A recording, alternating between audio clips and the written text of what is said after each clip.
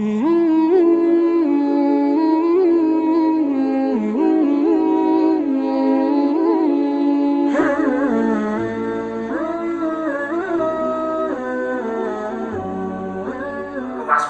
kita dengan makanan yang sekarang ini terkait dengan makanannya itu memang harus hati-hati. Ini tempatnya saja Rasulullah memberikan warning untuk kehati-hatian kita menggunakan tempat, jangan sembarangan, apalagi yang mau dimakan.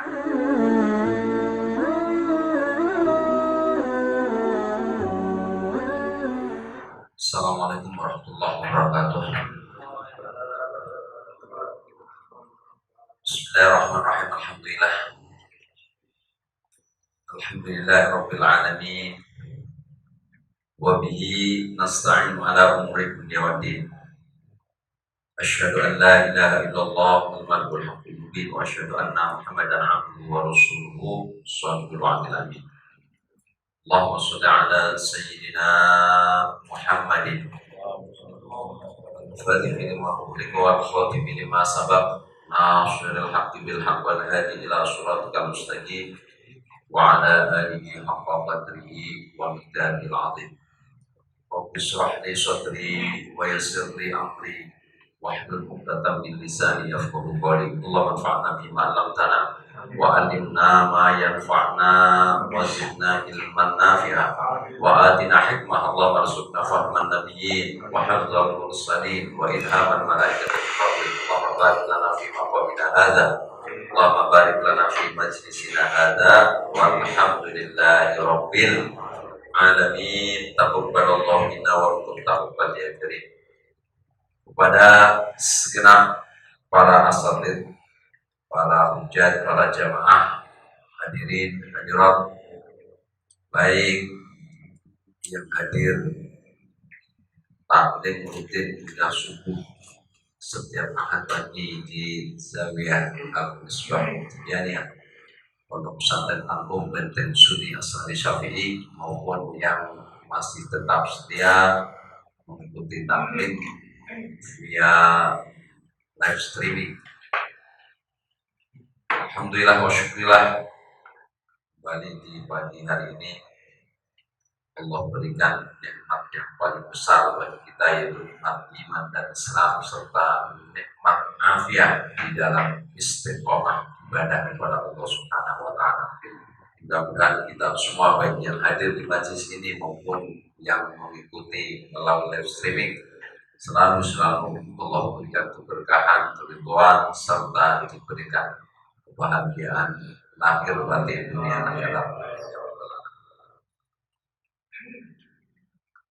Pagi ini kita memasuki bab baru, babul aniyati, bab tentang wadah bejana tepat. Babul aniyati bermula ini itu bab menjelaskan tentang wadah tempat bejana. Mau pakai bahasa yang tempat maksudnya tempat untuk makan, bejana, wadah. Jadi di dalam Islam itu diatur bukan hanya yang terkait dengan ibadah mahdhah saja, tapi juga yang terkait dengan aktivitas yang lain yang sesungguhnya secara umum nampak bukan suatu ibadah, namun ternyata ibadah. Jadi ibadah itu ada yang mahdhah, ada yang ghairu mahdhah. Kalau yang ibadah mahdhah itu sudah Allah tentukan, misalkan dalam sholat 5 waktu atau sholat sunnah, puasa dan lain sebagainya. Tapi yang ghairu mahdhah itu adalah ibadah yang secara tidak langsung terkait dengan orang yang melakukan, ketika diniatkan sebagai ibadah akhirnya menjadi ibadah. Ini termasuk penggunaan alat, penggunaan wadah, penggunaan tempat. Bismillahirrahmanirrahim. An Hudzaifah bin Yamani, an Hudzaifah bin Yamani radhiyallahu anhu. Jadi karena yang lalu banyak yang minta baca kitabnya agak diperlambat, karena banyak yang tidak terbiasa mengikuti taklim ini dengan memegang kitab. Jadi biasanya jiping, ngaji kuping. An Hudzaifah bin Yamani, dari sahabat Hudzaifah bin Yaman radhiyallahu anhu. Radhiya, semoga meridhoi siapa Allah anhuma, kepada Hudzaifah bin al-Yaman. Qala, berkata siapa Hudzaifah, qala, telah bersabda siapa Rasulullah sallallahu alaihi wasallam, la tashrabu, janganlah minum siapa kalian, fi aniyatiz zahabi, pada tempat yang terbuat dari emas, wal fiddati, dan tempat wadah bejana yang terbuat dari perak. Wala ta'kulu fi fiha, wala ta'kulu, dan janganlah makan siapa kalian, wala ta'kulu, dan janganlah makan siapa kalian, fi fiha, di dalam beberapa piring emas dan piring perak. Fa innaha, maka sesungguhnya aniyah, itulahum, bagi orang-orang kafir musyrik, fid dunya, di dalam dunia, walakum, dan bagi kalian, fil akhirati, di akhirat. Muttafaqun alaih, hadis riwayat muttafaq alaih, diriwayatkan hadis oleh Imam Bukhari dan Imam Muslim. Keterangan hadis ini menunjukkan haramnya makan atau minum dengan menggunakan wadah yang terbuat dari emas atau perak. Apakah emas murni ataupun emas campuran. Jadi kalau ada orang yang makan kayak raya tadi ya, piringnya piring emas, gitu. Minumnya, cangkirnya pakai perak, kira-kira ada nggak ya? Ini dia melakukan perbuatan makan dan minumnya itu haram. Yang diharamkan itu bukan airnya, atau susunya, atau kopinya, atau nasinya, tapi yang diharamkan karena penggunaan wadahnya, karena penggunaan tempat. Baik, sekali lagi, murni maupun campuran. Campuran itu misalkan lapisan aja, piringnya dibuat lapis emas, kan begitu. Kayak ada masjid kubah emas, itu kan bukan kubahnya dibuat dari emas kan, tapi dilapisi luarnya dengan emas begitu. Nah kalau itu nggak ada masalah, tapi ini adalah tempatnya. Kenapa? Karena Rasulullah mengatakan bahwa piring emas, piring perak, atau gelas emas, gelas yang terbuat dari perak, baik yang asli maupun campuran, itu hanya untuk orang-orang kafir, orang-orang musyrik. Maksudnya orang-orang yang dianggap mengingkari sunnatullah, hukum Allah, dan orang yang menyebutkan Allah. Tapi bagi kita, kata Rasulullah, bagi kita semua orang-orang yang beriman, itu nanti di akhirat. Jadi di akhirat itu, di surga nanti insya Allah kita masuk semua. Nanti kalau makan piringnya piring emas, minum gelasnya perak. Al-hadis tsani, hadis yang kedua, an Ummi Salamah. An Ummi Salamah, dari Ummi Salamah qalat, berkata, qala, telah bersabda siapa Rasulullah sallallahu alaihi wasallam,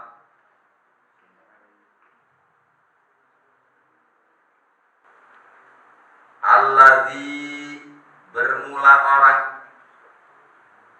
yashrabu, yang minum siapa alladzi fi ina'il fiddati, pada wadah tempat yang terbuat dari perak. Innama yujarjiru, sesungguhnya itu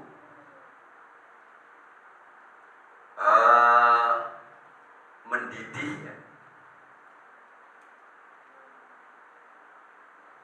atau memasukkan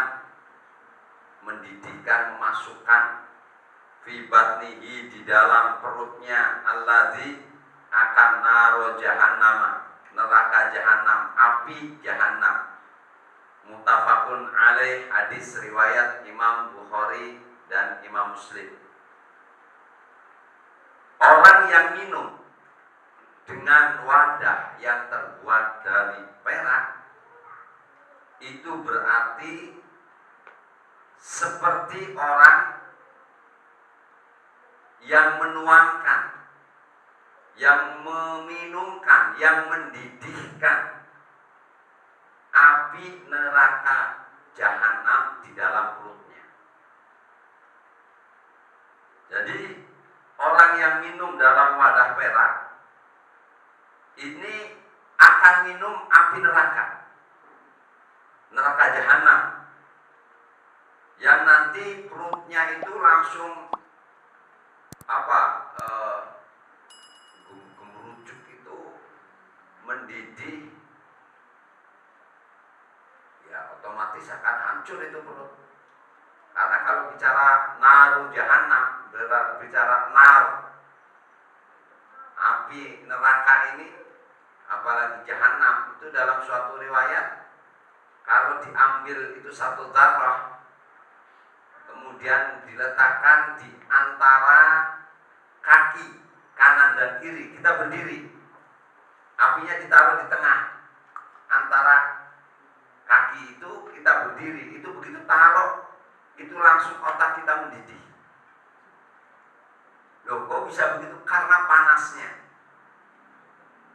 Biar di dunia dia biasa aksi untuk makan api begitu, ya, aksi debus, ya, itu tetap nggak akan mampu, nggak akan ada yang mampu untuk menahan panasnya api neraka.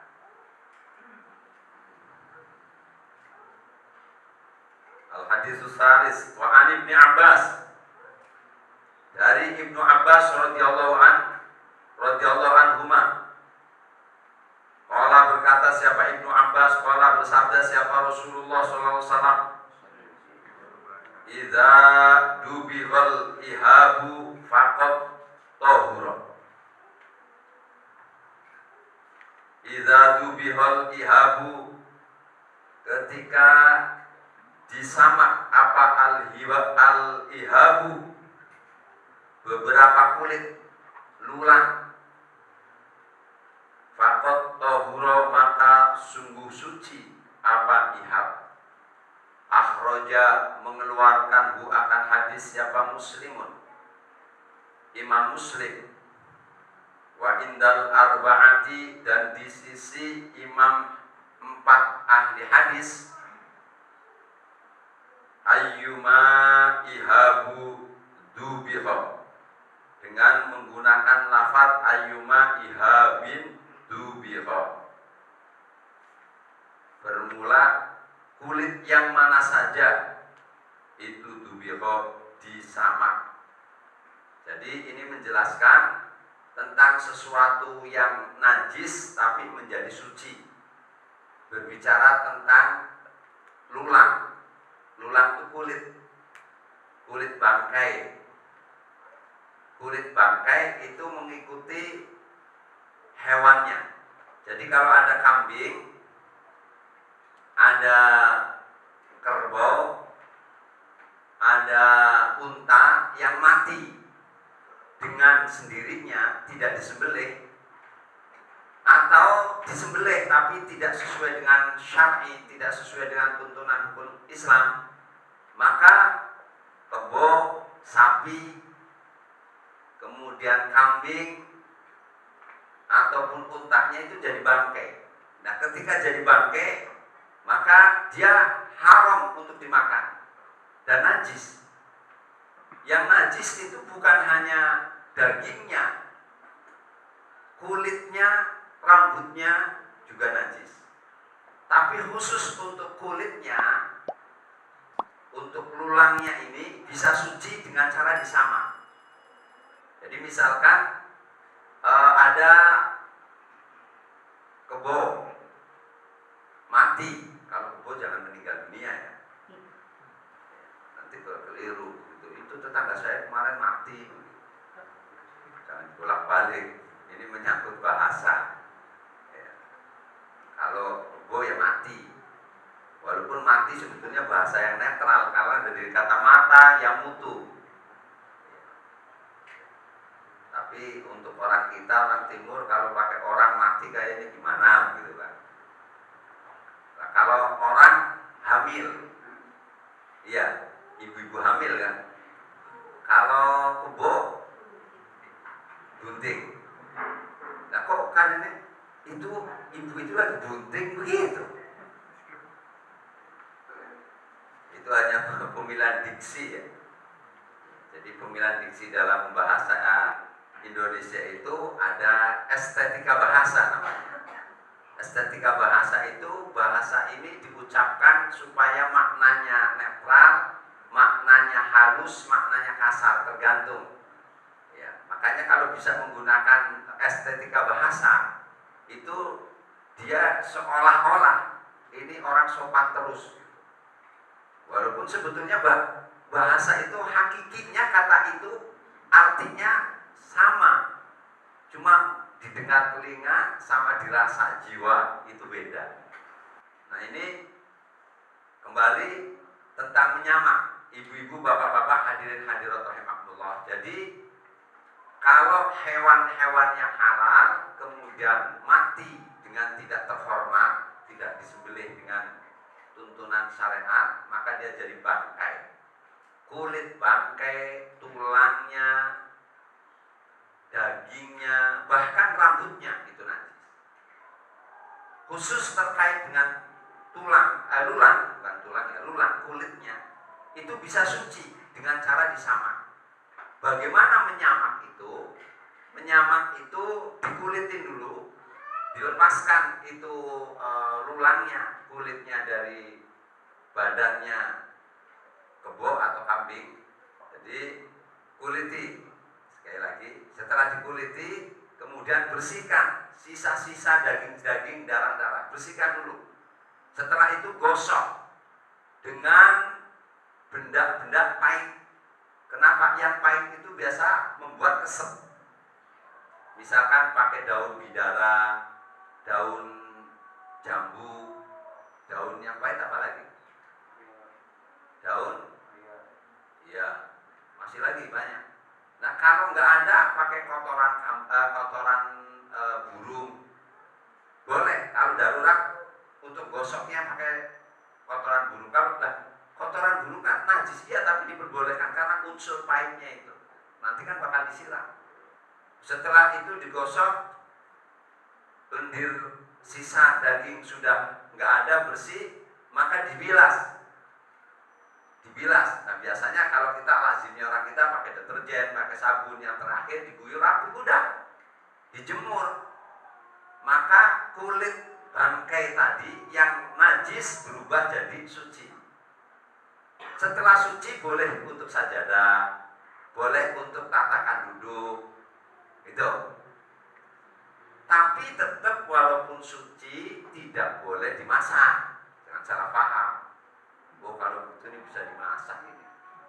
Enggak, ini sucinya hanya untuk digunakan, bukan dimakan. Jangan salah paham. Ini namanya menyamak. Itu tata caranya.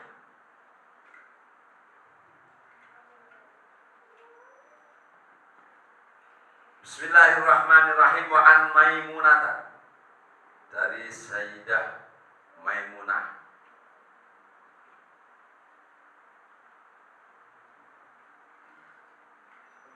radhiyallahu anha, radhiya semoga meridhoi siapa Allah anha kepada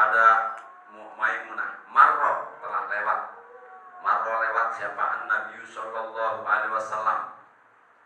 Nabi sallallahu alaihi wasallam sholat, semoga memberikan rahmat takdim siapa Allah alaihi atas Nabi wasallama, dan memberikan keselamatan siapa Allah. Marra telah lewat, enggak kelewat kan hadisnya? Kelewat satu ya. Wa an Salamah ada dari Salamah bin Al-Muhabbiki. Qala berkata siapa Salamah, qala telah bersabda siapa Rasulullah SAW, idza dibahu juludil maitati, bermula menyamak kulit bangkai, itu tuhuruha, sucinya kulit bangkai, wasohahahu, dan mensohhahkan akan hadis siapa Ibnu Hibban. Itu tadi hanya menegaskan bahwa menyamak itu menjadikan sucinya bangkai. Ketika disamak maka bangkai menjadi suci, berubah. Yang tadinya nggak boleh digunakan bisa digunakan. Wa'an Maimunata, dan dari Sayyidah Maimunah radhiyallahu anha, qalat berkata, man amarra lewat siapa Rasulullah sallallahu alaihi wasallam bisyatin, dengan kambing, yajurunaha yang menarik-narik siapa sahabat akan syat. Faqala, maka bersabda siapa Rasulullah, lau akhadtu, apakah mau mengambil siapa kalian akan ihabaha, tulang kulitnya syat. Faqalu, maka bertanya siapa sahabat, innaha, sesungguhnya syat itu maitatun, bangkai. Faqala, maka Rasulullah bersabda menjawab, yutahhiruha, mensucikan akan kulit bangkai apa, alma'u, air, wal qardu, dan daun salam. Akhrajahu Abu Dawud wan Nasa'i, mengeluarkan akan hadis siapa Imam Abu Daud dan Imam Nasa'i. Ini masih terkait dengan persoalan nyamak. Jadi ada sahabat itu dia menarik kambing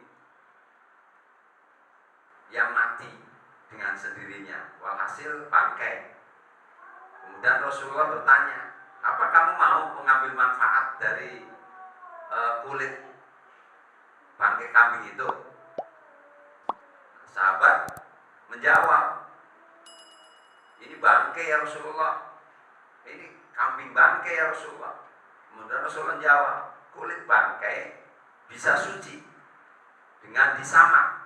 Di sini Rasulullah menjelaskan dengan air dan dengan daun salam. Nah, daun salam juga bukan hanya keset, rasanya pahit, tapi dia punya rasa keharuman sendiri. Jadi ini masih terkait dengan pensucian bangkai, kulit bangkai yang najis menjadi bisa bermanfaat. Jadi Rasulullah apa ya, ada yang mau mengambil manfaat itu? Sahabat kan jawab, wah ini kan bangkai. Rasulullah kasih solusi. Hadis yang wa'an Abi Sa'labah. Bismillahirrahmanirrahim. Wa'an Abi Sa'labah. Ini biasanya saya nyuruh ada santri baca.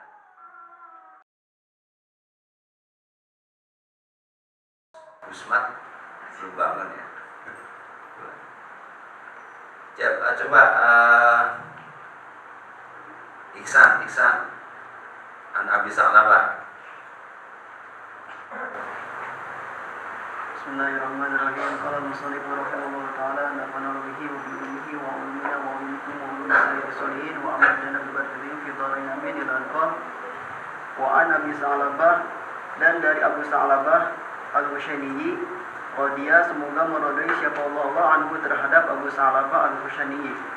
Qala, berkata siapa Abu Sa'labah al-Husaini, qala qultu, berkata siapa aku, ya Rasulullah, wahai Rasulullah, sungguhnya kami bi ardi qaumin, sungguhnya di bumi kaum kami. Inna bi ardi qaumin, sesungguhnya itu. Inna bi ardi qaumin, sungguhnya itu di tempat kami. Menempat di tanah kami. Inna bi ardi qaumin, sungguhnya itu menempati tanah kami. Ahla kitabin, terdapat Yaitu kehidupan.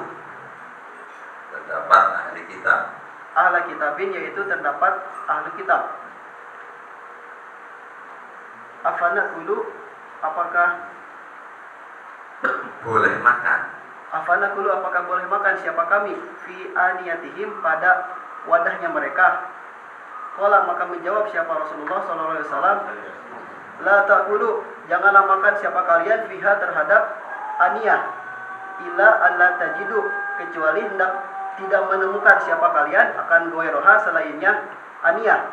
Fagsilu, maka basuhlah atau cucilah siapa oleh kalian ha akan aniyah. Wakulu, kemudian makan siapa kalian fiha, pada aniyah tersebut.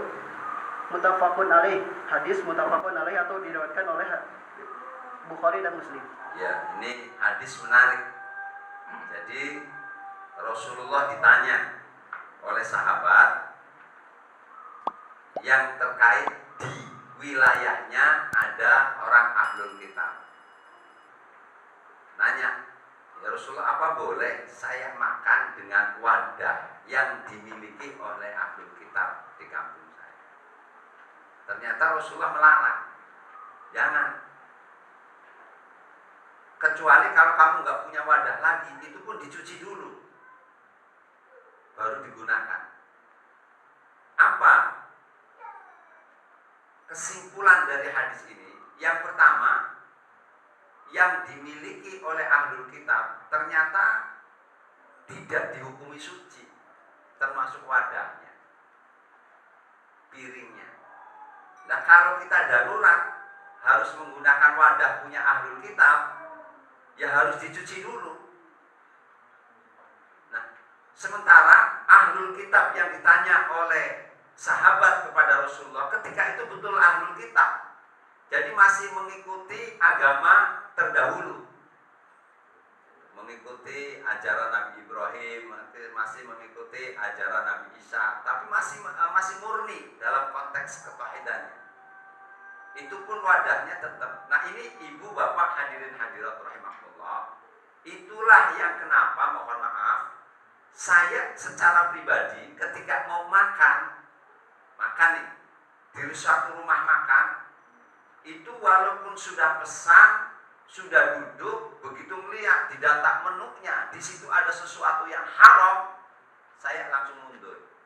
Kalau sudah terlanjur dipesan, kemudian sudah jadi, kita bayar, kita ambil, tapi kita kasih sama orang,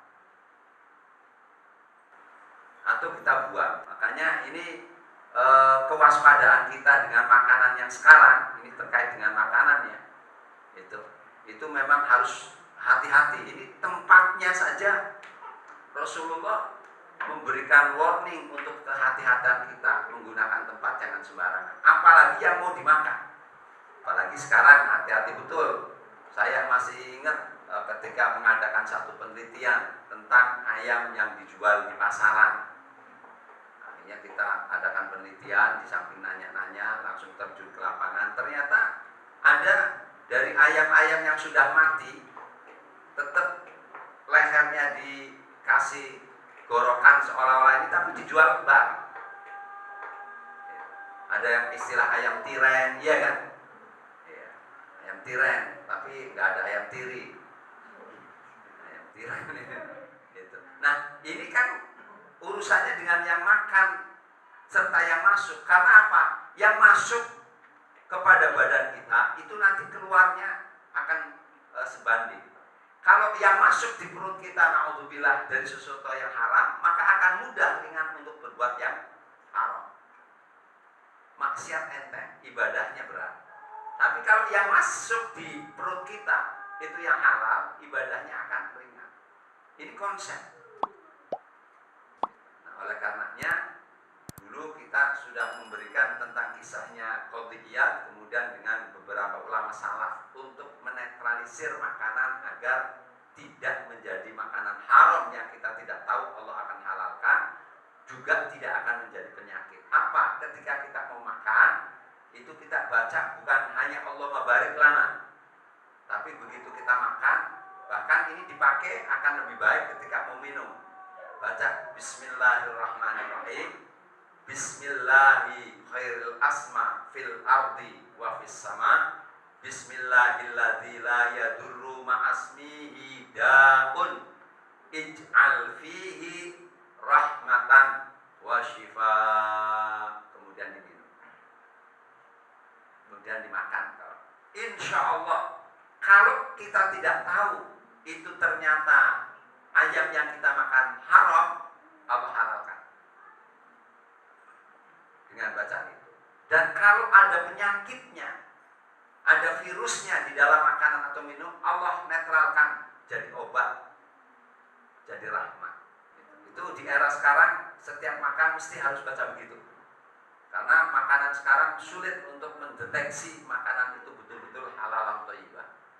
Itu dulu saya suruh santri tulis di tempat makan supaya nggak lupa. Jadi Bismillahirrahmanirrahim. Bismillahi khairil asma fil ardi wa fis sama. Bismillahilladzi la yadurru ma'asmihi da'un ij'al fihi rahmatan wa shifa. Baru minum atau makan. Jadi kalau mau minum itu sambil gelasnya dipegang. Jadi mau makan, mau minum, kalau mau minum sekali lagi sambil pegang gelasnya. Kalau mau makan ya piringnya kan dipegang, piring makanannya. Baca Bismillahirrahmanirrahim. Bismillahi khairil asma fil ardi wa fis sama. Bismillahilladzi la yadurru ma'asmihi da'un ij'al fihi rahmatan wa shifa. Baru Allah barik lana fima razaqtana wa qina adzabannar. Baru Allah malaka sumtu dan seterusnya. Bapak Ibu hadirin hadirat rahimakumullah, kita sampai pada hadis yang terkait dengan makanan ini, wadah makanan ini. Kita sudahi dan insya Allah kita akan melanjutkan kuliah subuh untuk ahad yang berikutnya. Al-Fatihah. A'udzubillahi minasyaitonir rajim. Bismillahirrahmanirrahim. Alhamdulillahirabbil alamin. Ar-Rahmanir Rahim. Maliki yaumiddin. Iyyaka na'budu wa iyyaka nasta'in. Ihdinas siratal mustaqim. Shiratal ladzina an'amta 'alaihim ghairil maghdubi 'alaihim waladdallin. Amin. Allahumma shalli 'ala sayyidina Muhammadin Fatih lima ughliqa wal khatim lima sabaqa nasiril haqqi bil haqqi wal hadi ila siratikal mustaqim wa 'ala alihi haqqa qadrihi wa miqdarihi al-'azim. Subhana rabbika rabbil izzati 'amma yasifun wa salamun 'alal mursalin walhamdulillahi rabbil alamin. Kurang lebihnya mohon maaf. Wallahu a'lam bishawab. Ya Rabbana i'tarafna wa annana asrafna 'ala alladha asrafna fatub 'alaina tawbah